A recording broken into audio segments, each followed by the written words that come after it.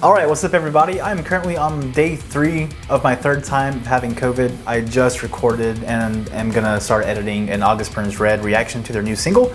But I also just saw that Periphery has recently posted a second trailer to their documentary about how they made P5. Now, if you're a fan of Periphery, you know and you are very familiar with these documentaries. They are one of the best reasons that we like this band. They're very open with their audience. And they also record everything they do. And these documentaries are just such an incredible capture of like the process of the album, what the band members were going through at the time, and just everything, what it's like to make an album. It's a really cool like behind the scenes of the band members for fans like us. I think they started doing these back in Periphery 3. They posted their P3 documentary, which is personally my favorite they've posted so far. Then they released Hell Stands, and then they went back and released Juggernauts after Hell Stands. I guess they had the footage captured, and then they hadn't edited it together until after 2019. So yeah, I'm just gonna start watching it, dude. Maybe we'll get some teasers for some songs we haven't heard. So yeah, I'm just gonna play it right now.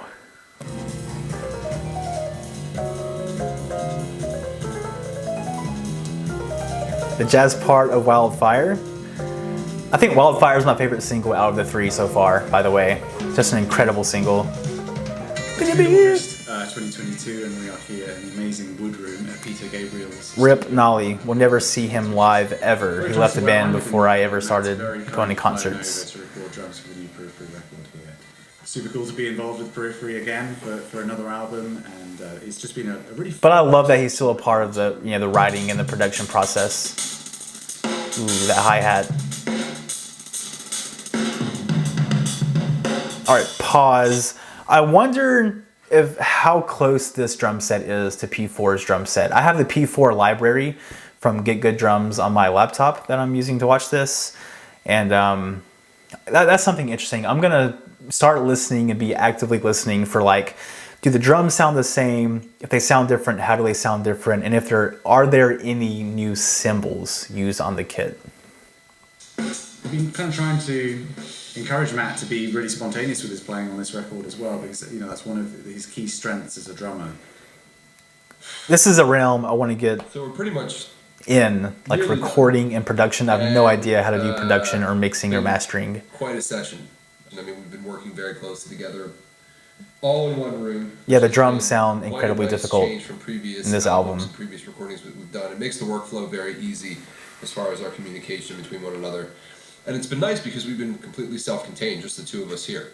And that's something that allows for me to truly be myself and for Nolly to truly be honest. Just imagine being with your best friend and like you just do this for a job, right? You just record an instrument and you have one on a laptop and one on the actual instrument itself. It's so cool. That may be harder than others, certain songs that may be harder than others, some things that you don't think will be too complicated that end up being very complicated. So being able to feel comfortable. All right, pause. Fun fact, I think splash cymbals, like the tiny splash cymbals, are like my favorite cymbals I've ever heard in my life. I just love when I hear them in albums now, and they're just always such a sweet treat for me, at least.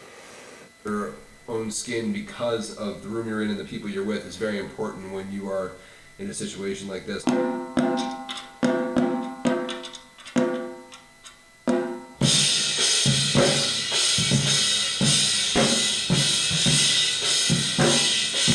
His drum faces are second to none, bro. They're so good. That's what he looks like. Great drummer, though. Great drummer. I really do hope that people like this record because we certainly have poured a lot of energy into it. Not just me as Nolly, but the whole band. He sounds exhausted right here, right? Process. It's taken a long time. Or just super chill. The songs for everybody to Pause. This guitar right here, that Jake has, this signature Ibanez of his, so he's releasing a blue version of it, right?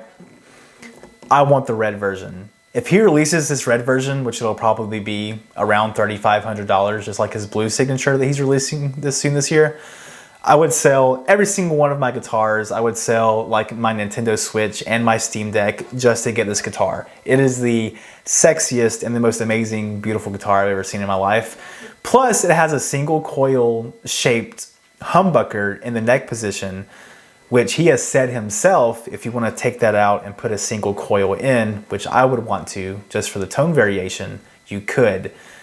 The other guitarists of the other band, like of the other band members, don't. So, also, this is the second time we've seen an acoustic guitar. I don't know if that's just because they were jamming around and practicing and just wanted to use an acoustic guitar while they were practicing songs, but are we going to hear acoustic guitar in a Periphery record near the front of the mix for the first time since Priestess and Juggernaut Omega?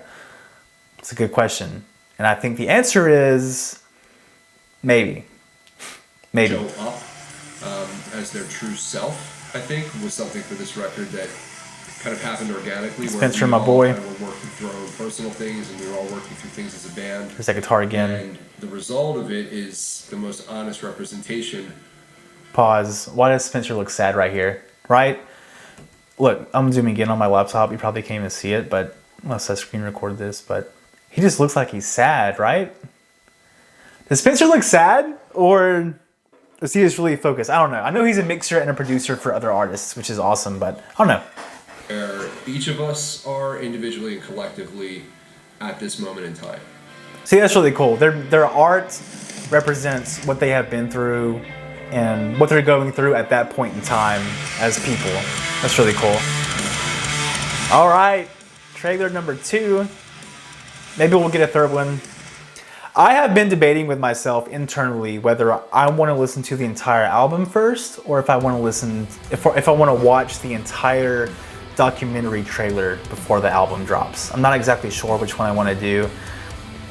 The only hesitation I would have is if I watched the entire documentary first, and if that spoiled some really epic moments from the album for myself.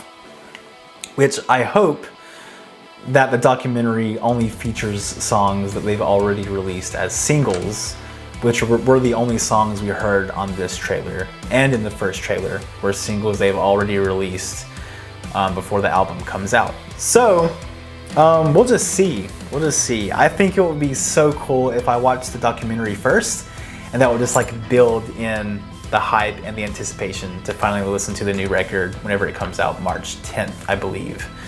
So yeah, I want Jake's guitar. Will there be acoustic guitar in the album? Like obvious acoustic guitar? I hope so, that'd be sick. I love Priestess, a lot of people hate Priestess. The band has even said that they'll never play Priestess live again because it kind of just, they couldn't find it. They just noticed it didn't have the effect that they wanted it to with the crowd members, but I love Priestess, it's an amazing song, and I cannot wait for this freaking album. With the last track on this record, I wonder how they're gonna try to top Loon. Yes, Satellites was good. Yes, Satellites was awesome. Yes, Satellites is one of the first songs I recommend for people listening to this band. And one of my good friends, his favorite song from this band is Satellites. And that's how he got into Periphery. But Loon cannot be topped. So I wonder if the last song of this album is gonna be close to the epicness that I believe is Loon. So yeah, thanks for watching, bye-bye.